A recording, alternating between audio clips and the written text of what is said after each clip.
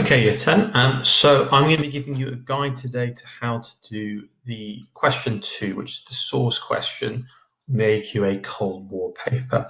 Okay, now just first thing to note before we begin diving into the question. Now remember, on this paper, this is worth 12 marks, okay, which means on the Cold War paper, this one question is worth nearly 30% of the marks on the Cold War paper. So it's one that you have to practice and get good at. And it's one where at first the technique can seem quite tricky, but once you get used to it, it's fairly straightforward. But it is one that you have to practice and get good at because it involves quite a lot of source skills. Now, it's worth 30% of the marks on this paper. And if you distribute the time roughly, you should be spending about 17 or 18 minutes on this question. Okay, so it's worth quite a lot of marks, and therefore it's one that you can devote a bit more time to, okay? But you have to get efficient at doing it. Okay, so just going to show you some examples of some 12-mark source questions. So you'll always get two sources in your exam pack with a question, and the wording is always the same, except for the ending. So you've got study sources A and B. How useful are sources A and B to an historian studying the impact of the atomic bombings? Okay, so what changes with each paper is what topic you are looking at, okay? Normally on the Cold War paper, you usually have one more visual source like a cartoon like this one, and then a written one which might be a diary or a newspaper article or an extract from a politician's speech. It's not always like that, but usually there's one fairly visual source and then one which is a written one, okay? And then obviously the descriptions of the sources below. So you've got some other ones there. So this one for an historian studying the aims of the Marshall Plan. Over here you've got for studying the impact of the arms race. Here you've got for an historian studying the impact of the Chinese Revolution. And finally this one here for an historian studying the results of the Cuban Missile Crisis. Now, at the end of this video, year 10, once you've finished, if you go into the description for the video, just below the video screen for the YouTube video, I've put a Google document with these past example questions in, so you can go and do all of these questions or practice as many as you want from there. And I've got it saved as a PDF, so you can just get it from there and print it off. Okay, so first of all, what are the features of a top answer for this question? Okay, now the first key thing, and it's really foundational, is top answers will show a good knowledge of the context. Okay, now one thing you've got to be careful with this question is to not think, because it's a source question, it's one where if you don't have any background knowledge, you can still get a lot of marks. It's not the case for reasons you'll see in a minute.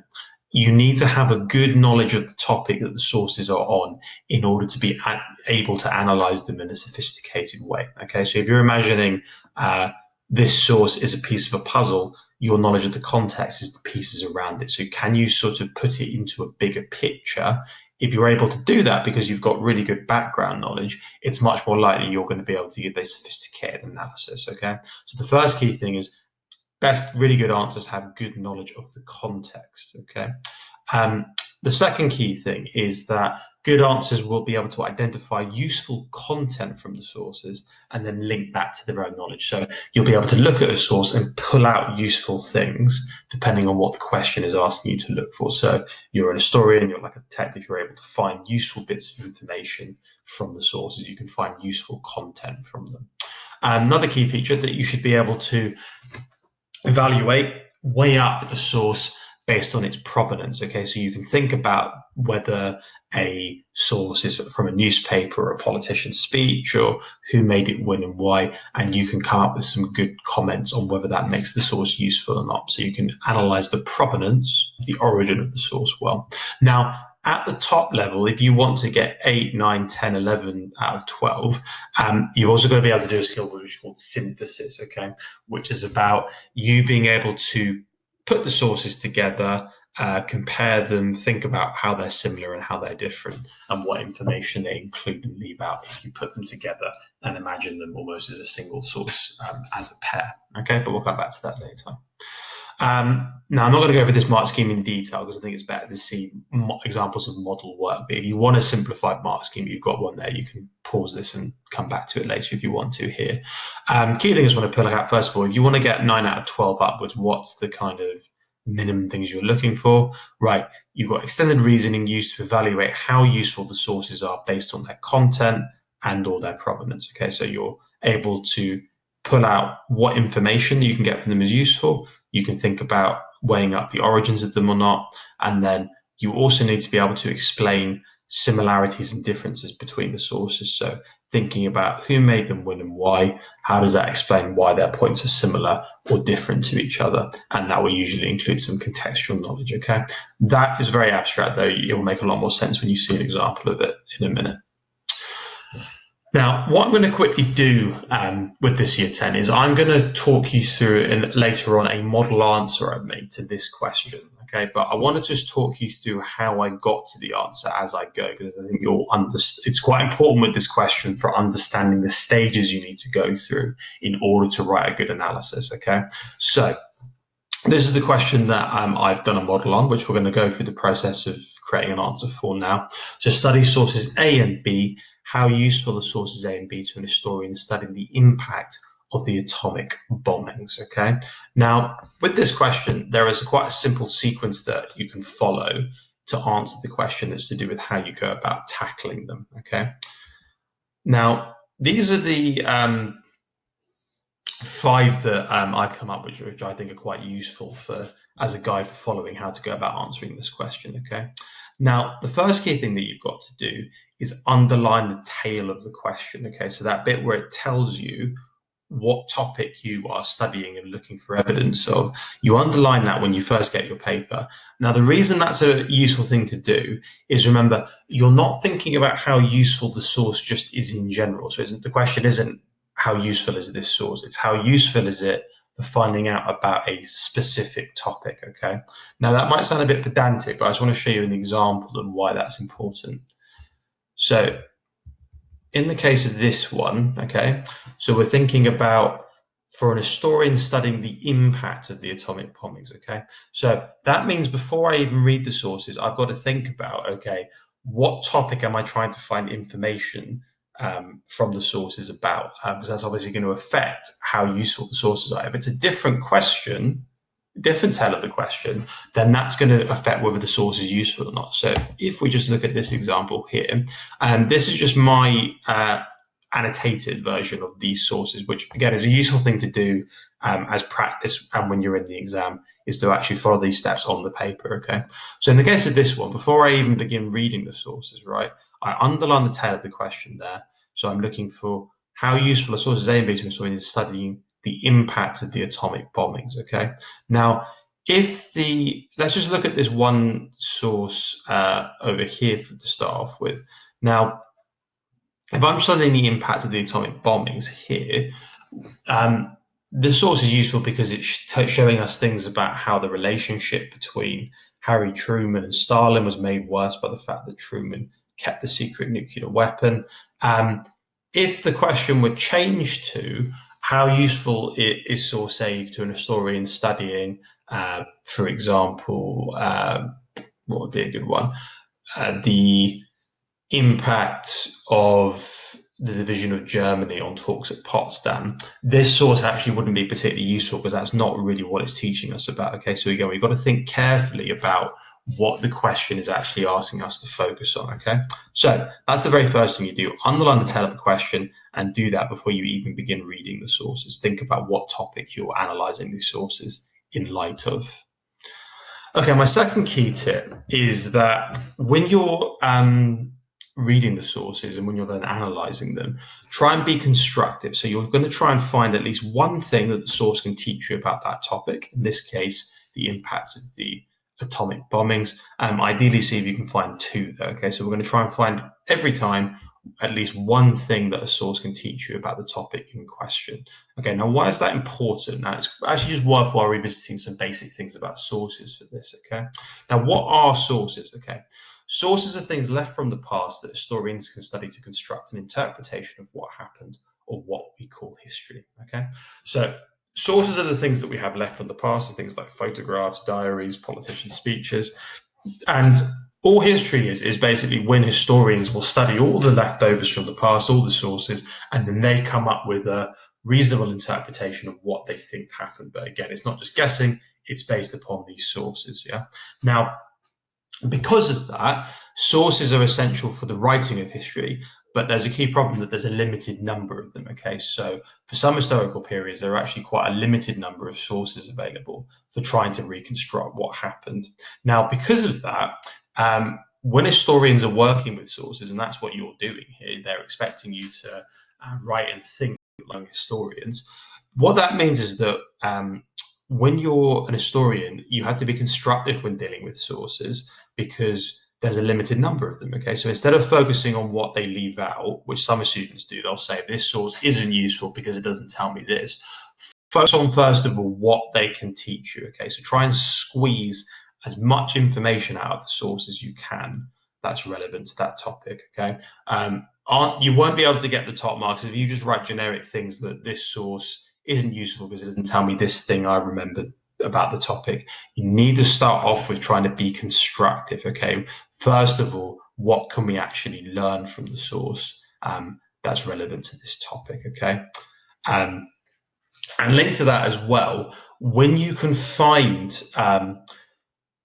content, points of information from the sources, try and link it to things from your own background knowledge. Okay, because one way of saying that a source is useful is you can sort of say, well, the source tells me this, and also it's reliable because I know it also matches up with this thing that I know did actually happen at that time. Okay, so bringing in your own knowledge to support the points in a source is a very good way to evaluate their usefulness. It's almost a little bit like in a trial, if someone's giving like eyewitness testimony, if another person then comes along and gives testimony as well, their story looks much more convincing because it's like, well, actually, their testimony matches up with what we already know about this case. So that's one way we can know that someone's testimony is reliable. And likewise, if we're pulling out a point from a source and we can then support it with something from our own knowledge, that's a useful way to evaluate the reliability of the source. So just to talk through this one to start off with then. So we've already said we're looking for the impact of the atomic bombings, okay? So I'm going to first of all try and squeeze out what I can learn about the impact of the atomic bombings from these two sources. And then I'm going to try and link them to points from my own knowledge, okay?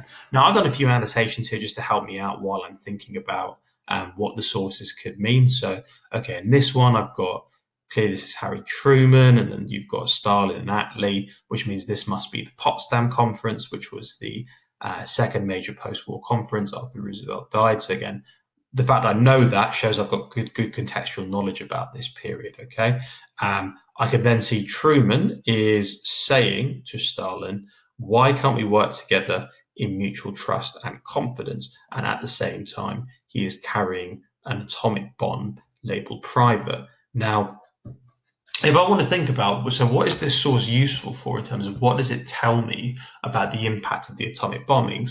I can say, well, it's useful because I can clearly see that one impact of the atomic bombings was that it worsened relations because the bomb was kept secret from Stalin. And that's why this line that Truman is saying to him is meant to be ironic. Well, why can't we work together in mutual trust and confidence? Well, the reason we can't do that is because the US were keeping their atomic bombing program secret from the Soviets for so long. Okay, and likewise with this one. So let's just read through this one because it'll be useful for the full answer later on. So this second one. So this one is a cartoonist from a cartoon from a British newspaper, and shortly after the bombings in October 1945.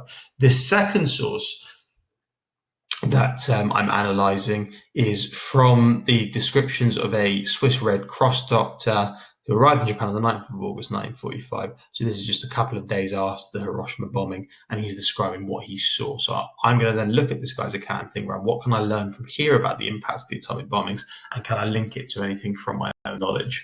So we've got suddenly a glaring whitish pinkish light appeared in the sky, accompanied by an unnatural tremor, which was followed immediately by a wave of suffocating heat and a wind which swept everything away in its path. Within a few seconds, the thousands of people in the streets and the gardens were scorched by searing heat. Many were killed instantly, others lay writhing on the ground screaming in agony from the intolerable pain of their burns. Trams were picked up and tossed aside.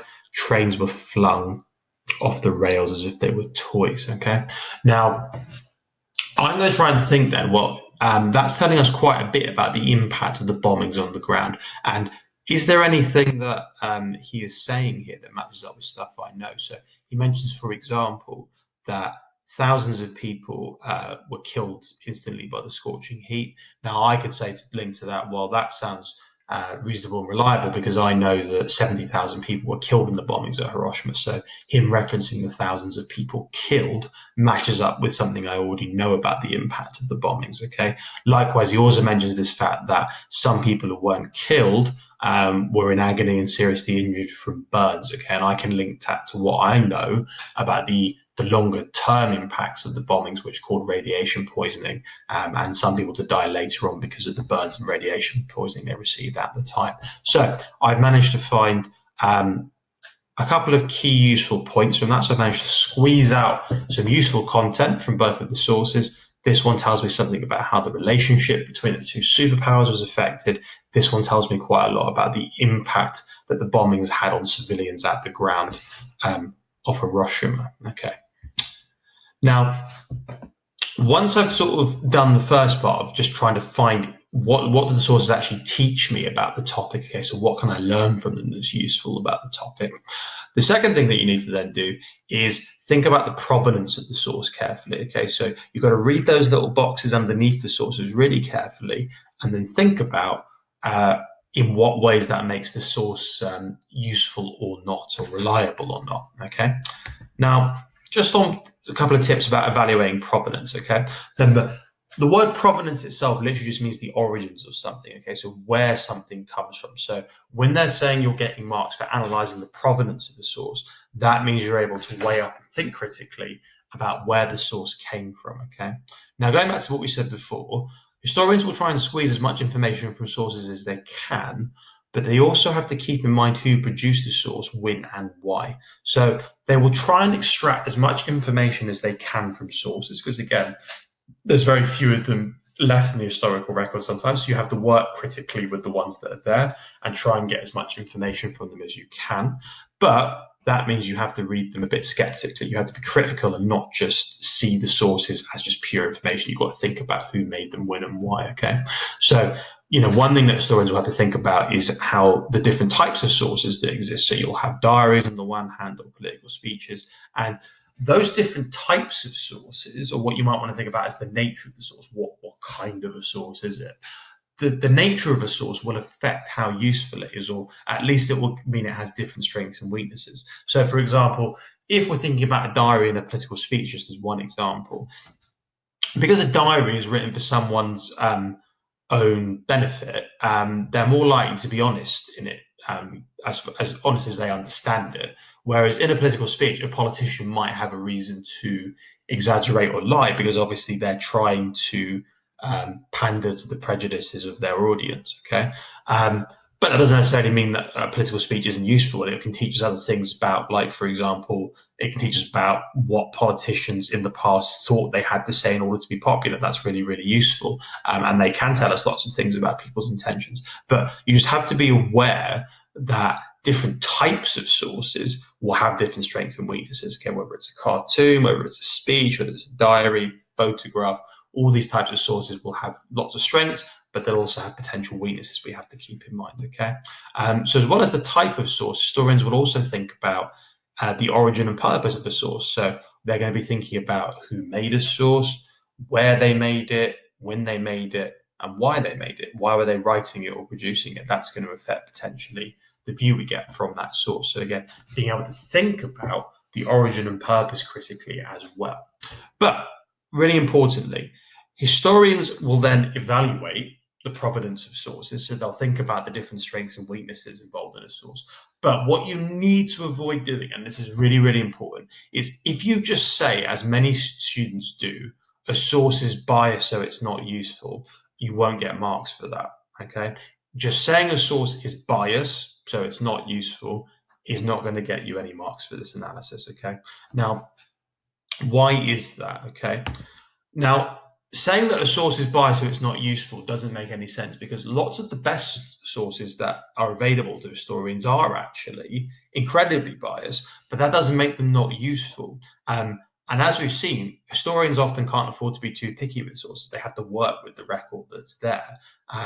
But the point is that you just need to be aware of what those biases are. But then once you know what the biases of a source are, you can find lots of useful information from them. Now, this is one extreme example of that, of a source which is very, very biased and one-sided in lots of ways, which is still very useful.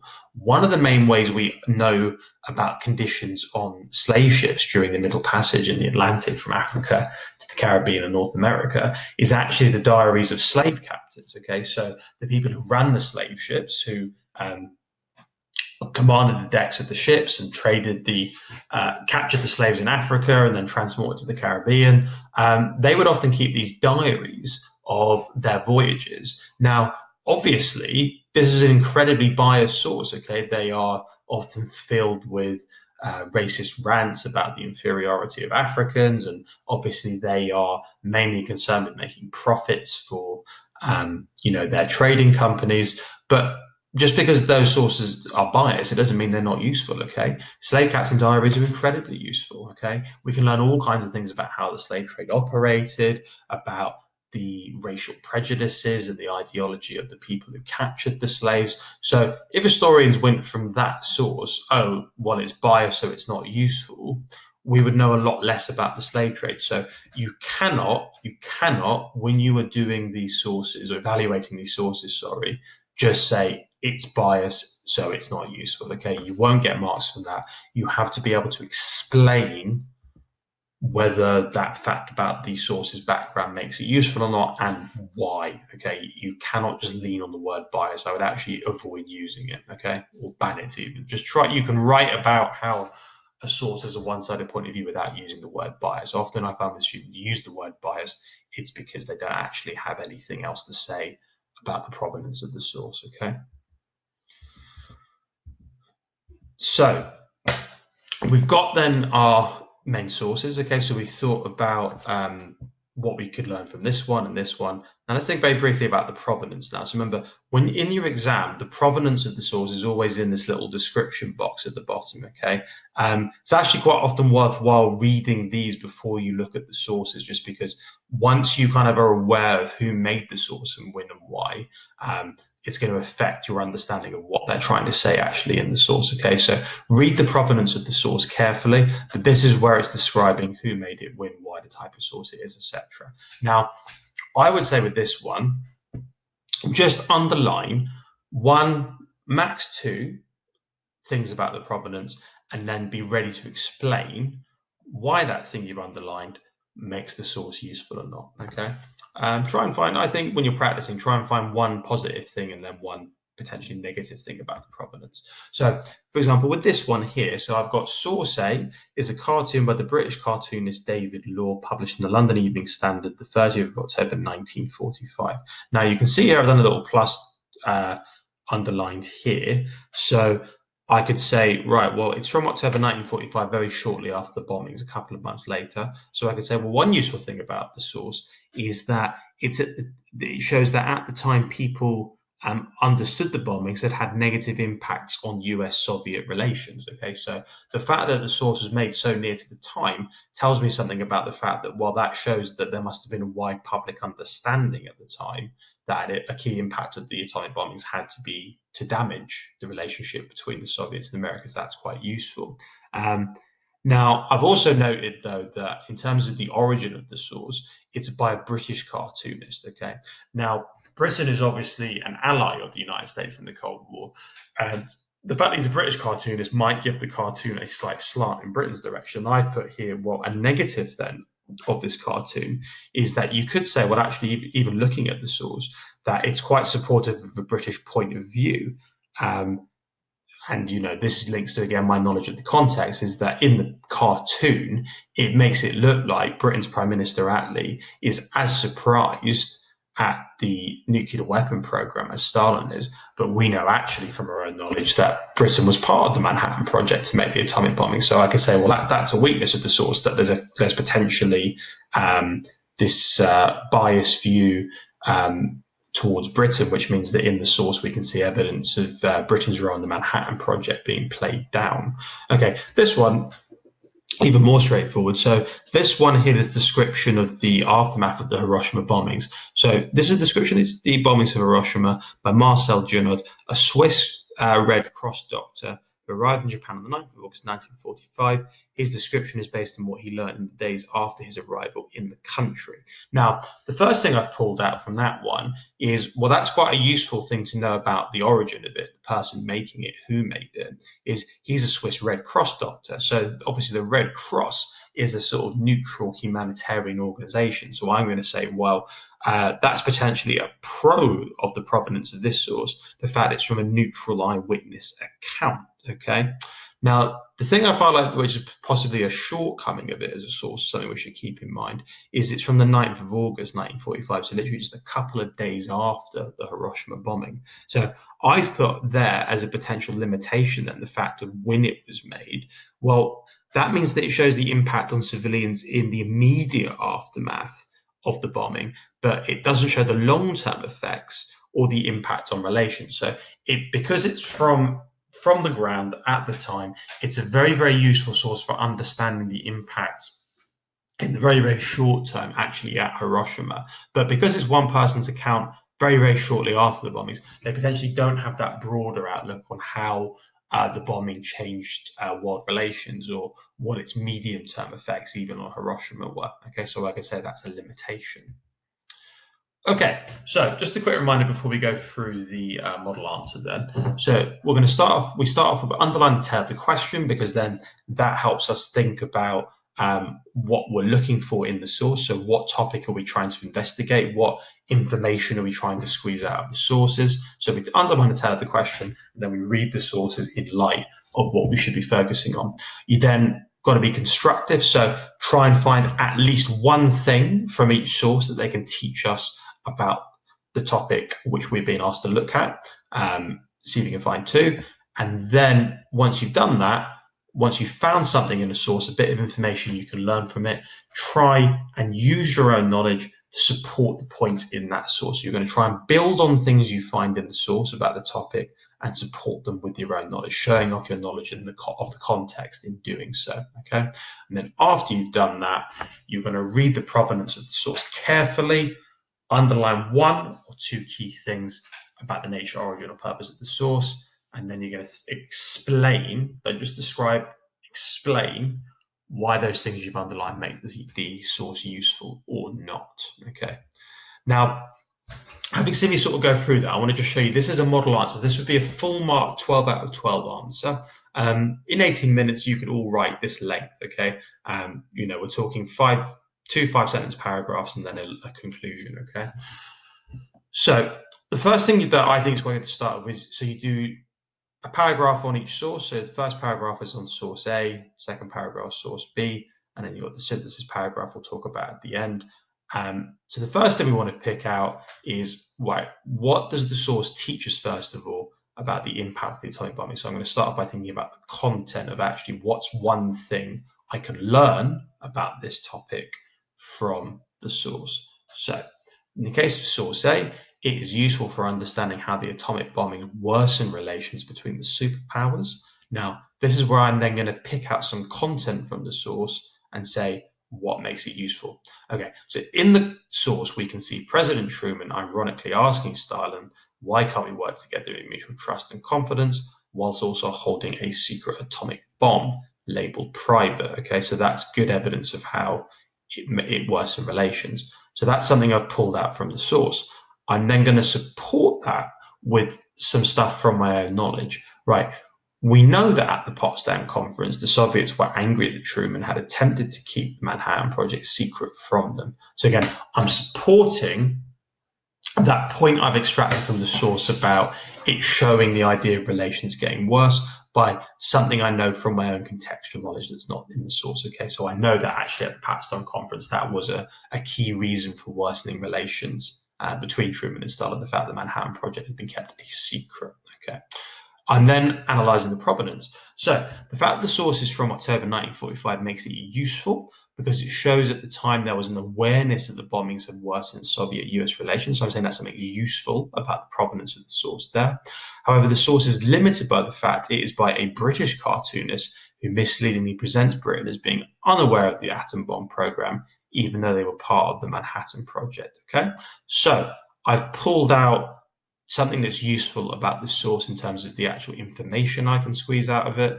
I've linked that to something from my own knowledge, and then I've evaluated, I've weighed up the pros and cons of the provenance of that source.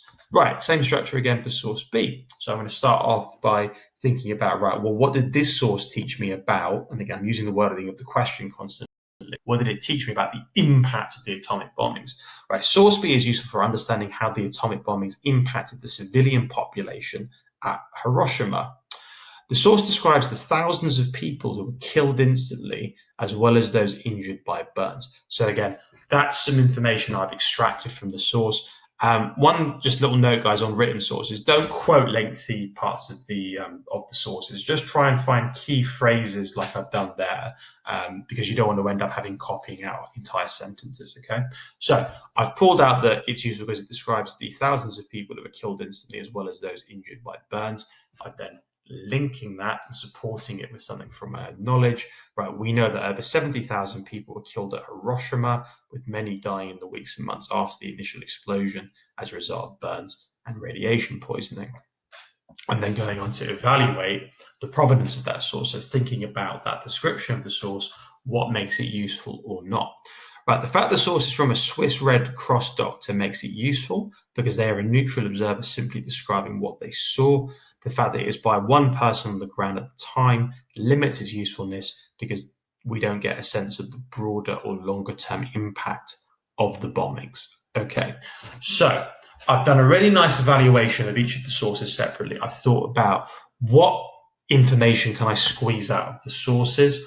I've linked that to knowledge, to background knowledge that I've got to support the points in the sources, and then I've weighed up the provenance of the source as well. Now, to get in the top part of the mark band, so 9, 10, 11, 12 out of 12, you've also got to do this paragraph of what I call synthesis, okay? So you've evaluated each source separately now. Now what you have to do at the higher level is you have to imagine the sources as a kind of pair. So instead of thinking about them as one source, and again, we're just going to focus on this part down here. We're going to imagine thinking about, right, if we take these two sources together as almost a single bit of evidence, right, how useful are they? So we're going to think about, well, what information do we get from source A? What do we get from source B? Putting them together as a body of evidence, okay? So we put them together and we think, right, what have we learned about this topic? In this case, the impact of the atomic bombings, okay? Now, a useful way to think about how useful they are as a pair is if you imagine like two jigsaw puzzle pieces, like I've got the picture there. Okay, you're imagining you're putting these two sources together, but then you're trying to think, right, is there anything else about this topic, in this case, the impact of the atomic bombings, where even if we take the information from both sources and put it together, would be left out? Okay, so you're going to start off with thinking about putting them together. What information do we learn about the atomic bombings from them? But then, even with that, can you think of anything that maybe be left out of the picture? So something that might be potentially misleading.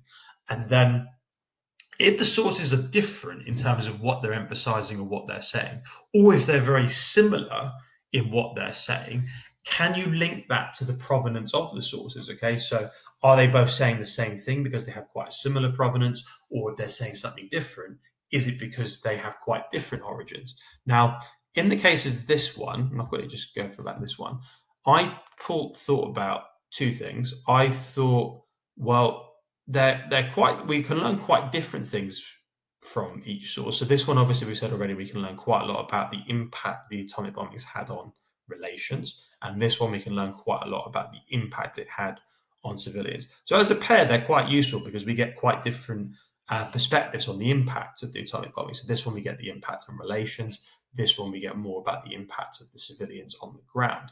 Now, one way that I thought they were quite similar, though, actually, was they're both from very near to the time of the actual bombings. And one thing that they leave out in terms of a key impact of the bombings that I know of is that obviously one key impact of the atomic bombings was it unleashed the arms race between the Soviet Union and the United States. But we don't learn anything about that from either source. And obviously the key reason for that is that in both cases, they were produced very near to the time of the event. So they don't have that longer term perspective where they can see the longer or medium term impacts of the bombings. So in my little paragraph of synthesis at the end here, I've got taken as a pair, the sources are useful because source A can teach us about the impact of the atomic bombings on relations between the Soviet Union and the US, while source B is more useful for understanding the toll the bombings took on civilians on the ground. Both sources are limited by the fact that they were both created shortly after the bombings. As a result, we are unable to learn anything about the longer term impacts of the bombings, such as the fact they triggered an arms race between the superpowers. Okay, so that final one is quite hard because you have to be able to evaluate both sources separately and then put them together and almost evaluate them again. Okay, but like I've got there, you don't need to write very much for this one, but you have to be able to think about, right, putting them together, what do we learn? What's maybe still left out of the picture? And then can you explain why they're similar or why they're different to each other by thinking about the provenance of each source, okay? Sometimes the sources will say quite different things. Sometimes they'll say quite similar things. Your job is partly then in the synthesis paragraph to think about, well, why is that? Is that to do with their origins, their type, etc.? Okay, so what we've done there then, guys, is we've gone through the procedures for actually how to answer question 2, and I've given you a model answer. Now, what I would suggest you do now is if you feel quite confident with doing one of these questions, you can just pause the video here. You can go into the Google Doc link in the description, and you can pick one of the other source questions to do at your own pace. What I'm going to quickly do now, though, to finish off, is I'm going to start off another source question. And what I think might be quite good if you want to do it as your first one is try to just listen to my thought process as I'm analyzing the source. I'm going to do one paragraph for this one, and then after that, I'm going to leave it and you can finish it off if you want. Okay, and this is quite a useful way than just doing one on your own completely from scratch. Okay, so I'm going to start this one off, and it might be useful for you to then just finish it off. Okay, now the question I'm going to quickly do is this one. So study sources A and B. How useful are they for understanding the results of the Cuban Missile Crisis? Okay, so I'm going to quickly just come out of PowerPoint here and get my visualizer up. Okay, so I'm going to just show you, if I was actually like one of you in the exam, the process I would go through for answering this question. Okay, now following the procedures we just did there, the very first thing, hope you can remember by now, that you have to do is you have to underline tab the question. So before I look at these sources, I'm thinking about, right, how useful are they for studying the results of the Cuban Missile Crisis? Okay. It might also be worthwhile, guys, if you look on the description as well as the different example questions, you can also print that out and follow it as you go. So while I'm sort of doing this practice one myself, I've got these procedures out in front of me and I can kind of follow them and tick them off as I go. Okay, so in the case of this one, I've started off by underlining tab the question and thinking about what specific topic I'm looking at as I'm doing this question. So I'm reading these sources and thinking about what they can show us about the results of the Cuban Missile Crisis. Okay, so let's start off with each of these then. Okay, so we've got source A. It's produced by an American cartoonist, Herb Block, in November 1962, so that's just a couple of weeks after the Cuban Missile Crisis finished. The caption reads, "Let's get a lock for this thing." Okay, now I can sort of know from my own background knowledge that this person is Khrushchev because I know roughly what he looks like.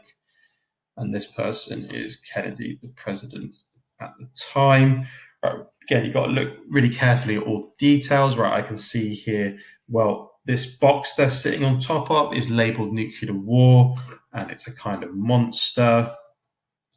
And you can see that Kennedy is saying to Khrushchev, let's get a lock for this thing. So Kennedy and Khrushchev, according to this, one result of the Cuban Missile Crisis is clearly that they were working together afterwards, and the reason they were doing that was to try and prevent nuclear war. They were trying to keep the monster of nuclear war in its box. Okay, so that's one useful thing I can learn from this source about a result of the Cuban Missile Crisis, and I can also link it.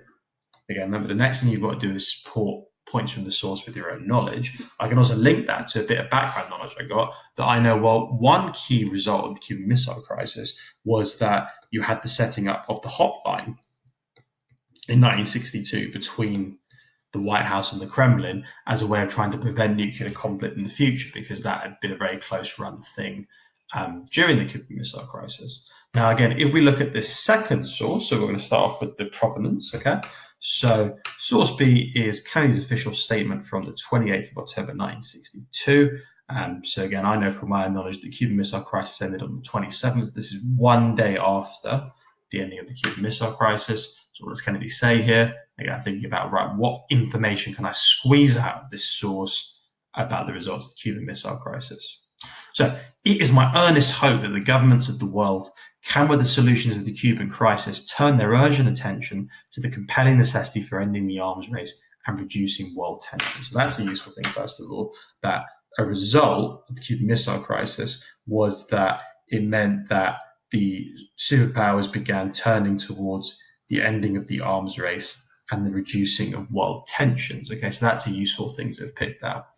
Right, this applies to the military confrontation between the Warsaw Pact and NATO countries, as well as other situations in other parts of the world where tensions lead to the wasteful diversion of resources to weapons of war. Okay, so it's in places of military confrontation like there were in the Cuban Missile Crisis. Now, I could again link that to something from my own knowledge. So again, we've got one useful piece of information we can squeeze out of this, is that it shows at the very least that Kennedy, as a result of the Cuban Missile Crisis, wanted to begin trying to reduce the arms race because of the tensions during the Cuban crisis. Okay. Now, one thing that I can link that to from my own knowledge is that we know that one other key result of the Cuban Missile Crisis was that 1 year later, in 1963, you had the creation of the Partial Test Ban Treaty, which banned nuclear weapons tests anywhere but underground. And that was seen as the beginning of an attempt to de-escalate the arms race, okay? And in some ways, it's seen as the root of détente in the late 60s and early 70s between Brezhnev and Nixon, right? Because they'd come so close to nuclear war during that time. Okay, so I have managed to find then one useful bit of information about the results of the Cuban Missile Crisis from each source. I can learn from this one that one key result of the Cuban Missile Crisis, two powers wanted to work together to try and prevent a nuclear war in the future because they come very close at the time. I can link that to my knowledge of the creation of the hotline. And then the second one here, a piece of information I can squeeze out of that one is the fact that it led to calls for the ending of the arms race and the reducing of world tensions again. So that's a useful thing I can learn from this source about the impact of the Cuban Missile Crisis, and I can link that to my knowledge of the fact that the Partial Test Ban Treaty was signed 1 year after the missile crisis in an attempt to begin that process of de-escalating the arms race. So again, that's just the source is at least partially accurate. Okay, so I have now then underlined the question. I've been constructive and found at least one thing the source can teach me about the topic that's useful. And I've also linked it to something from my own knowledge. I've supported things from the source with knowledge that I have about the context, okay? So now, final thing I want to do just for doing each one separately is read the provenance of the source carefully, underline one or two things about the nature, origin, and purpose of the source, and then explain why these make the source useful or not, okay? Now, in the case of this one, I could say, well, what might be a strength of this one, first of all, in terms of provenance? I could say, well, it is from November 1962, so very shortly after the Cuban Missile Crisis, and it's an American newspaper. So that maybe tells me something about, because it's in an American newspaper at the time, that shows us, well, there clearly must have been a wide public understanding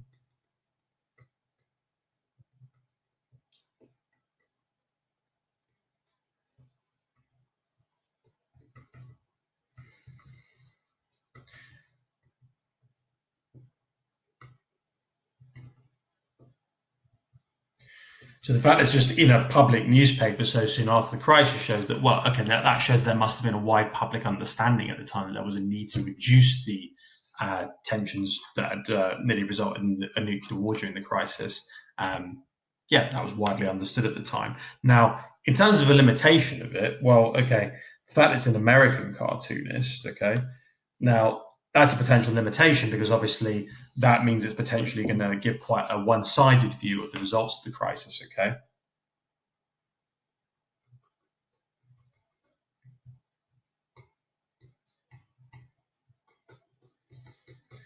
So potentially this is going to be too US-centric, okay? It's going to be too focused on the results of the Cuban Missile Crisis from an American point of view. Right, now likewise with this one, okay, so what's the provenance of source B? Okay, it's an official statement from Kennedy in public one day after the missile crisis. Now, that is potentially one strength of that is that that's quite useful because this is his official statement. It's his statement in public. So that shows us that one result of the Cuban Missile Crisis was that, you know, Kennedy was publicly supporting reducing tensions after the crisis. So it shows us this was actually something that was stated government policy, not just something that they thought privately. Okay, so the fact it's an official statement tells us something quite useful about the fact that that shows that, you know, the leadership at the time in the White House were actually supporting publicly straight away afterwards the reduction of tensions. Okay, now in terms of potential limitations, okay, now I suppose you could probably pick out two key ones of this one. You could think about, well, the fact that it's from the US point of view. So potentially it's going to be too US centric in terms of its focus on the results of the crisis. But also the fact that it's only one day after the crisis finished, maybe we don't get any sense of the longer term results. Because this is just about the very immediate response to the ending of the crisis. It doesn't tell us anything about what happened in the years later because it's made so near to the time. Okay, now, so I've done my annotations and I've got kind of ready to write my analysis now. Okay, now, if I'm then going to write an analysis for this one, so I'm going to start this one off and then you guys can just finish this off at home in your own time. Fold this so I can have both out in front of me. Okay. Sorry guys, just a minute. Okay, cool. That'll do.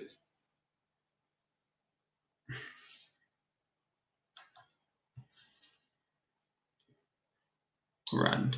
Okay, so let's start off with just source A. So what can we learn first of all from source A about the results of the Cuban Missile Crisis? So we're going to start off with, we can learn from source A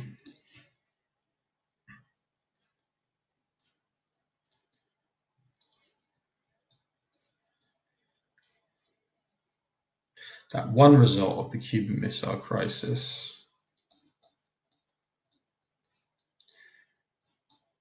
was that leaders wished to work together to reduce the threat of nuclear war.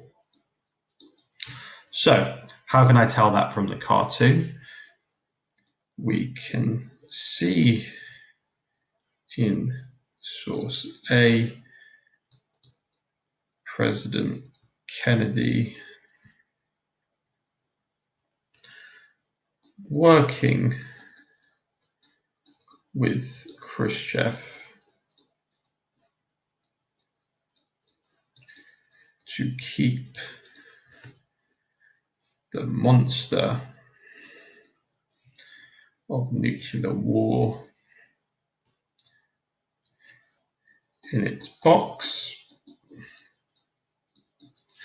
So I've pulled out one key thing that the source can teach me about the impact, the results of the Cuban Missile Crisis, that it shows that they were working together to contain the monster of nuclear war. I'm then going to bring in some of my own knowledge to support what the source is saying. So I could say this is accurate,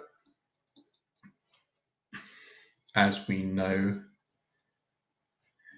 very shortly after the crisis, the hotline was set up between the White House and Kremlin to improve communications during crises that threatened nuclear war. Okay, so I have pulled out and squeezed out what is useful about this source in terms of the results of the Cuban Missile Crisis, that it shows us quite clearly in the cartoon the two countries cooperating to prevent nuclear war in the future. I picked out where the source shows that, so I've described, we can see Kennedy and Khrushchev working together to contain the monster of nuclear war. I've then supported that with a bit of my own background knowledge to say, well, we know that's accurate because actually we know that the hotline was set up precisely to try and contain the monster of nuclear war in the future. So we've pulled out the content, we've connected it to our knowledge. Now we're going to evaluate the provenance of this source. Okay, so we're going to think about the background of it. Okay, so we said for this one that I can start off with the fact the source was made in November 1962, shortly after the crisis, shows many people must have been aware of the need to reduce tensions and the possibility of nuclear war. So I've said a potential strength of the provenance of the source, but then I've said, on the other hand, the fact it is by an American cartoonist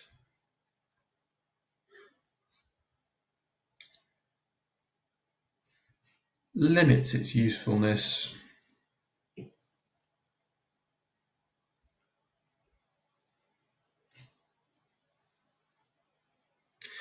because we don't get a Soviet perspective